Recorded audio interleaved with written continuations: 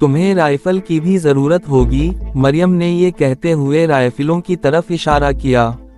ان میں سے جو رائفل تمہیں پسند ہو لے لینا، اور میگزین بھی۔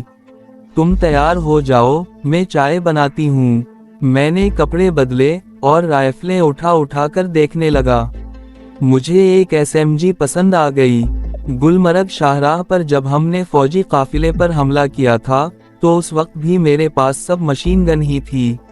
SMG چیک کرنے کے بعد میں نے 2 میگزین بھی اٹھا لیے اور غار کے اس حصے میں آ گیا جہاں کمانڈر محب بیٹھا ہوا تھا۔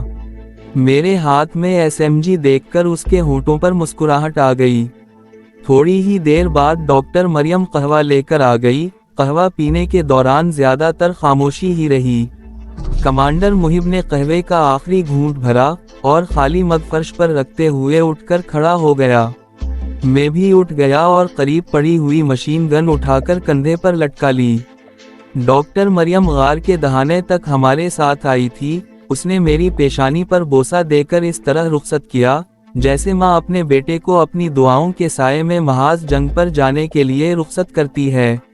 میں 2-3 مرتبہ پہلے بھی غار کے دہانے تک آ چکا تھا، لیکن اس سے آگے کبھی نہیں گیا تھا۔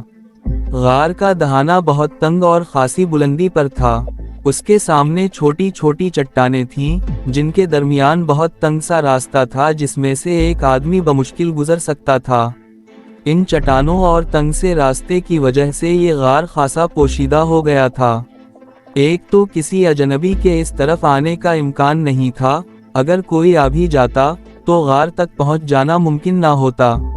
لیکن مجھے حیرت تھی کہ مجاہدین نے یہ غار کس طرح تلاش کیا تھا۔ یہ ان کے لیے محفوظ ترین پناہ گاہ تھی۔ غار کے باہر ڈیوٹی دینے والے مجاہدین بھی اس طرح اپنی کمین گاہوں میں کھڑے تھے کہ وہ تو کسی کی نظروں میں نہیں آ سکتے تھے، البتہ وہ خود نشیب میں دور دور تک دیکھ سکتے تھے۔ کمانڈر محب آگے تھا اور میں اس کے پیچھے پیچھے چل رہا تھا۔ راستہ خاصا دشوار گزار تھا، کبھی کسی چٹان پر چڑھنا پڑتا اور کبھی نہایت خطرناک تنگ راستوں پر نشیب میں اترنا پڑتا۔ مجھے حیرت تھی کہ وہ زخمی مجاہدین کو غار تک کس طرح لے جاتے ہوں گے۔ ہم تقریباً 1 گھنٹے تک ان پہاڑیوں میں چلتے رہے اور پھر ایک جگہ رک گئے۔ تقریباً 200 گز نشیب میں دریا بہہ رہا تھا۔ ہم ایک بلند چٹان پر کھڑے تھے جس سے آگے عمودی ڈھلان تھی۔ تیز ہوا مجھے دھکیل رہی تھی اور میں بڑی مشکل سے چٹان پر قدم جمائے کھڑا تھا۔ کمانڈر محب میرے قریب کھڑا متجسس نگاہوں سے نشیب کی طرف دیکھ رہا تھا۔ ہمارے چاروں طرف چنار اور یوکلپٹس کے فلک بوس درخت تھے جو تیز ہوا میں جھوم رہے تھے۔ نشیب میں بہتا ہوا دریا، جھومتے ہوئے درخت اور سبزے کے فرش پر مسکراتے ہوئے رنگ برنگے خضرو پھول، خدا نے اس وادی کو جی بھر کر حسن دیا تھا۔ اس کا اعتراف تو غیر ملکی سیاحوں نے بھی کیا تھا کہ یہ دنیا کی حسین ترین وادی تھی، لیکن متعصب اور غاصب ہندوؤں کے گندے وجود نے اس وادی کے حسن کو گہنا دیا تھا۔ ان کا وجود اس وادی کے حسن پر ایک بدنما دھبا تھا اور کشمیر کے غیور عوام وادی کو ان کے گندے وجود سے پاک کرنے کی جدوجہد میں مصروف تھے، اور مجھے خوشی تھی کہ اب میں بھی آزادی کی اس جدوجہد میں شریک ہو گیا تھا۔ کمانڈر محب اب بھی چٹان پر کھڑا ادھر ادھر دیکھ رہا تھا۔ مجھے لگا جیسے وہ راستہ بھول گیا ہو۔ میں نے سوالیہ نگاہوں سے اس کی طرف دیکھا تو جیسے اس نے میرا ذہن پڑھ لیا ہو۔ مسکراتے ہوئے بولا، میں راستہ نہیں بھولا ہوں، ان پہاڑی راستوں سے تو میں اپنے ہاتھ کی لکیروں کی طرح واقف ہوں۔ اس نے ایک بار پھر ادھر ادھر دیکھا اور بات جاری رکھتے ہوئے گویا ہوا، عام طور پر ہم دوسرا راستہ اختیار کرتے ہیں جو قدرے طویل ہے، لیکن تمہاری وجہ سے آج میں اس طرف سے آیا ہوں۔ یہ راستہ کٹھن ضرور ہے مگر آدھے کا فرق پڑ جاتا ہے۔ وہ چٹان کی عمودی ڈھلان سے نیچے اترنے لگا، میں بھی سنبھل کر اس کے پیچھے پیچھے چلتا رہا۔ ڈھلان ختم ہو گئی مگر ہم سبزے سے ڈھکی ہوئی پہاڑیوں میں مسلسل نشیب کی طرف جا رہے تھے، اور بالآخر تقریباً آدھے گھنٹے بعد چٹانوں سے نکل کر ہم دریا کے سامنے پہنچ گئے۔ دریا کا منہ زور پانی بڑے بڑے پتھروں سے ٹکراتا، اچھلتا ہوا بہہ رہا تھا۔ ہم دریا کے ساتھ پتھروں کی آڑ میں چلتے رہے۔ और फिर बतदरीज किनारे से दूर हटते हुए एक बार फिर चट्टानों में दाखिल हो गए। इस मर्तबा हमें चट्टानों में ज्यादा अंदर तक नहीं जाना पड़ा। कमांडर मुहिब चट्टानों में एक तंग सी दरार के करीब रुक गया। उसने मुड़कर मेरी तरफ देखा और उस दरार में दाखिल हो गया और मैंने भी उसकी तकलीद की। दरार इतनी तंग थी कि एक आदमी बमुश्किल इसमें से गुजर सकता था और मेरी कमर दीवार के साथ रगड़ खा रही थी। तकरीबन 10 गज आगे जाकर दरार बाएं तरफ मुड़ गई। उस जगह दोनों तरफ की दीवारें एक दूसरे से दूर हट गई थीं और रास्ता काफी कुशादा हो गया था। चलते चलते मैंने सर उठाकर ऊपर देखा और मेरा दिल उछलकर हलक में आ गया। ऊपर से दोनों चट्टानें एक दूसरे से इस कदर करीब थीं कि उनके बीच में 1 फीट चौड़ी रोशन लकीर सी नजर आ रही थी। रोशनी जमीन तक नहीं पहुंच रही थी। यहाँ अंधेरा है मगर रास्ता बिल्कुल साफ है, मेरे पीछे पीछे चलते आओ। कमांडर मुहिब की आवाज मेरी समाज से टकराई और मैं उसके पीछे पीछे चलता रहा। रास्ता मुसलसल ढलवान था और फिर मैंने महसूस किया कि अंधेरा कुछ बढ़ गया था। मैंने सर उठाकर देखा, ऊपर बुलंदी पर रोशनी की वो लकीर भी अब नजर नहीं आ रही थी। कमांडर मुहिब ने मेरा हाथ पकड़ा और मैं उसके पीछे चलता रहा। मेरे चलने के अंदाज में झिझक सी थी, जैसे अंदेशा हो कि मेरा कोई कदम मुझे हादसे से दो चार ना कर दे। लेकिन इसके बरक्स कमांडर मुहिब बिला झिझक चलता जा रहा था। उसकी आंखों में या तो बिल्ली की तरह अंधेरे में भी देख लेने की सलाहियत मौजूद थी, या इस रास्ते से इतनी अच्छी तरह वाकिफ था कि गहरी तारीकी में भी कदम उठाने में कोई झिझक महसूस नहीं हो रही थी। फिर कमांडर मुहिब एक जगह रुक गया। उस जगह एक मानूस सी आवाज मेरी समाज से टकरा रही थी। मैं गौर से उस आवाज को सुनने लगा, जैसे आसपास कहीं पानी बह रहा हो।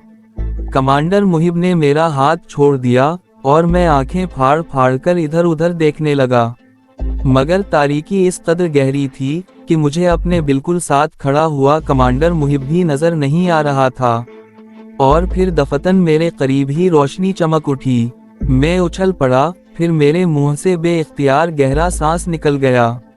वो रोशनी कमांडर मुहिब के हाथ में पकड़ी हुई टॉर्च की थी, मगर फिर भी वो अब तक अंधेरे में चलता रहा था। उसके कदम उठाने में जरा भी झिझक नहीं थी, लेकिन अब शायद आगे रास्ता मखदूश था, जिस वजह से उसे टॉर्च रोशन करनी पड़ी थी। टॉर्च की रोशनी इधर उधर हरकत कर रही थी और मैं गहरे गहरे सांस लेते हुए रोशनी के साथ साथ आंखें घुमा रहा था। हम एक तंग सी दरार के रास्ते चट्टानों में दाखिल होकर मुसलसल नशेब की तरफ चलते रहे थे।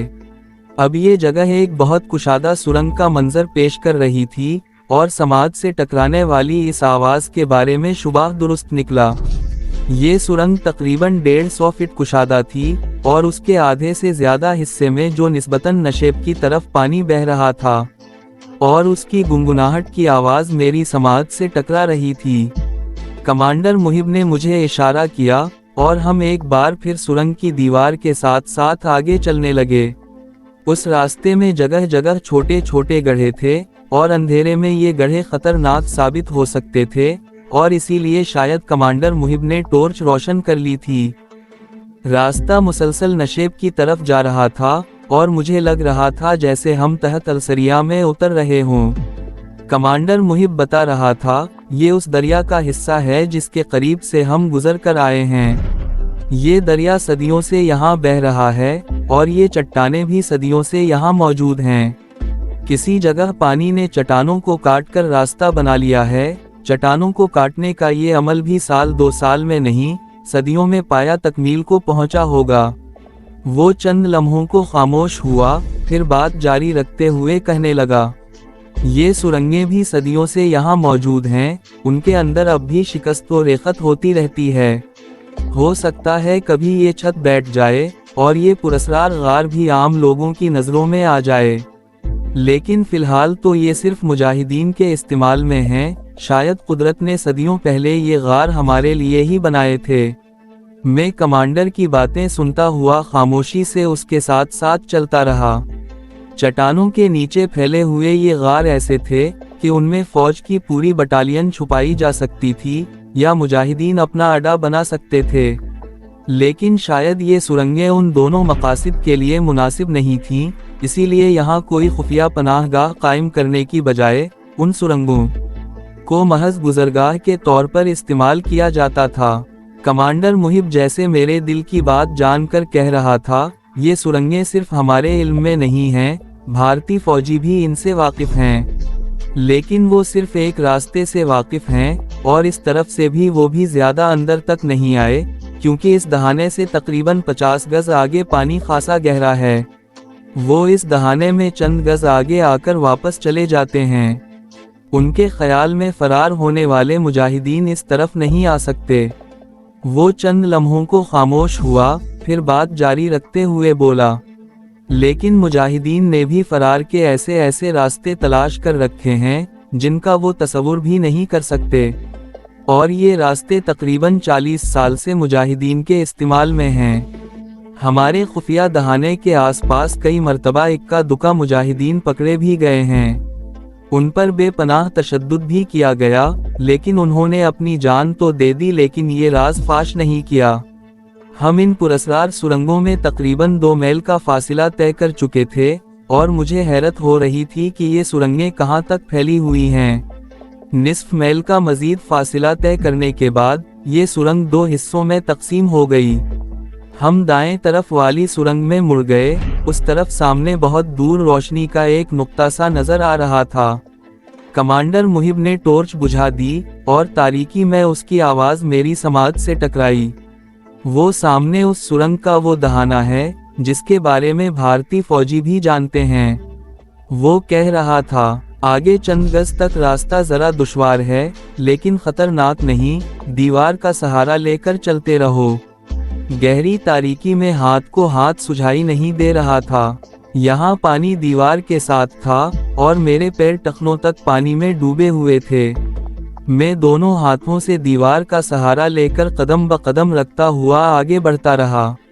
सामने सुरंग के दहाने का वो रोशन नुक्ता शैतानी आग की तरह मुझे घोरता हुआ महसूस हो रहा था। तकरीबन 20 गज का फासिला तय करने के बाद वो सुरंग एक बार फिर दाएं तरफ मुड़ गई। मैं भी दीवार के साथ चलता हुआ उस तरफ मुड़ गया था। कमांडर मुहिब ने टॉर्च रोशन कर ली और वो मुझसे चंद गज आगे था। हम जैसे जैसे आगे बढ़ रहे थे पानी कम होता जा रहा था। साफ महसूस हो रहा था कि इस मर्तबा हम नशेब की बजाय बुलंदी की तरफ जा रहे थे। अब आगे पानी भी नहीं रहा था और सुरंग भी बतदरीज तंग होती जा रही थी। कमांडर मुहिब एक बार फिर रुक गया। आगे सुरंग बंद हो गई थी और दीवार नाहमवार थी। वो चंद लम्हे टॉर्च की रोशनी में उन पत्थरों को देखता रहा, फिर इन पत्थरों के सहारे ऊपर चढ़ता चला गया। तकरीबन 15 फीट ऊपर जाकर वो आगे को निकली हुई एक कारणस पर टिक गया और टॉर्च का रुख नीचे की तरफ करते हुए बोला, आ जाओ, डरो नहीं, तुम्हें ऊपर आने में कोई मुश्किल पेश नहीं आएगी। मैंने कंधे पर लटकी हुई राइफल को दुरुस्त किया और उभरे हुए पत्थरों का सहारा लेकर ऊपर चढ़ने लगा। मुझे वाकई कोई मुश्किल पेश नहीं आ रही थी। स्कूल के ज़माने में मैं अपने दोस्तों के साथ खेलता हुआ कस्बे के बाहर पहाड़ियों पर चला जाता था। खतरनाक चट्टानों पर चढ़ना मेरी हॉबी थी। हम दोस्तों में शर्तें लग जाती कि कौन पहले चट्टान की चोटी पर पहुंचता है। मैं कभी पहले नंबर पर आता और कभी दूसरे नंबर पर।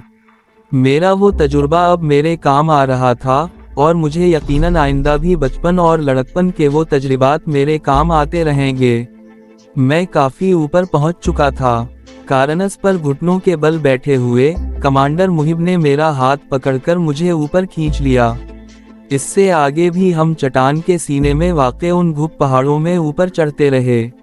अब ताज़ा और ठंडी हवा के झोंके मेरे चेहरे से टकरा रहे थे, जिसका मतलब था कि हम खली जगह पर निकलने वाले हैं। और फिर वैसी ही एक तंग सी दरार से निकलकर खली जगह पर आ गए और फिर हमारे चारों तरफ सब्जा था और दरख्तों के झुंड थे। दरख्तों के झुंड से निकलकर तकरीबन 100 गज आगे हम एक चट्टान के करीब रुक गए। सामने नशेब में बहुत दूर 12 मौला शहर था। मेरे ख्याल में ये फासिला 2 मील के लगभग जरूर होगा। अगर हम दूसरे रास्ते से आते तो उस तरफ निकलते कमांडर मुहिब ने नीले पत्थरों वाली एक चट्टान की तरफ इशारा किया। लेकिन उस तरफ से फासिला बहुत ज्यादा है, जबकि हमने इस रास्ते से आकर आधा वक्त बचा लिया है। वो सामने 12 मौला है, लेकिन हम शहर की तरफ नहीं जाएंगे। इस तरफ आ जाओ। मैं कमांडर मुहिब के साथ दाएं तरफ की चट्टानों पर उतरने लगा। नोकदार चट्टानों का सिलसिला जल्दी ही खत्म हो गया और आगे ढलवान सब्जाजार था, जिसके इख्तिताम पर नशेब में दूर तक खूबसूरत वादी फैली हुई थी। वहाँ बागात भी थे और खेत भी, जिनमें कहीं कहीं इक्का दुक्का मकान भी नजर आ रहे थे। हम उस ढलान पर उतरते हुए 12 मौला शहर से बाएं तरफ हटते जा रहे थे। हम खेतों और बागों में से गुजरते हुए एक मकान के सामने पहुंच गए कि अचानक 2 आदमी किसी तरफ से निकलकर हमारे सामने आ गए। वो उधेड़ उम्र थे, मगर उनके हाथ पैर खासे मजबूत थे। कमांडर मुहिब ने उनमें से एक से हाथ मिलाते हुए कहा, बाकी लोग कहाँ हैं गफूरे? गफूर नामी उस शख्स ने जवाब दिया, इधर उधर बिखरे हुए हैं। दरअसल 1 घंटा पहले पुलिस की एक जीप इधर आई थी और मैंने लड़कों को खेतों में इधर उधर निकाल दिया। पुलिस क्यों? कमांडर मुहिब की आंखों में उलझन सी तैर गई। गफूरे ने जवाब दिया, एक मुल्जिम पुलिस की हिरासत से भाग निकला था। तकरीबन 4 हफ्ते पहले उसे अपने एक दोस्त को कत्ल करने के इल्जाम में गिरफ्तार किया गया था। आज उसे पहली मर्तबा अदालत में पेश करने के लिए ले जाया जा रहा था कि रास्ते में मौका मिलते ही एक पुलिस वाले को जख्मी करके भाग निकला। वो पुलिस की राइफल भी ले गया था। पुलिस वालों का कहना है कि उसे फरार होकर इस तरफ आते हुए देखा गया था। मेरा ख्याल है वो पहाड़ों की तरफ निकल गया होगा और जाहिर है पुलिस वाले उसके पीछे इन पहाड़ों में नहीं जा सकते। यहीं से पूछकर दूसरी तरफ चले गए। कमांडर मुहिब हुंकारा भर कर रह गया। गफूर और उसका साथी गहरी नजरों से मेरी तरफ देख रहे थे, लेकिन कमांडर मुहिब ने उनसे मेरा तारुफ कराना जरूरी नहीं समझा था। वो मकान के दरवाजे की तरफ बढ़ते हुए बोला, तुम हमारे लिए चाय बनाओ और लड़कों को इत्तिला कर दो कि शाम का अंधेरा फैलते ही यहाँ जमा हो जाएं। हमें आज रात गुलमर्ग की तरफ जाना है। दोस्तों, उम्मीद करते हैं आपको हमारी वीडियो पसंद आई होगी। जाने से पहले हमारी वीडियो को लाइक और चैनल को सब्सक्राइब करें। अगली किस्त में आपसे मुलाकात होगी, तब तक के लिए अल्लाह हाफिज।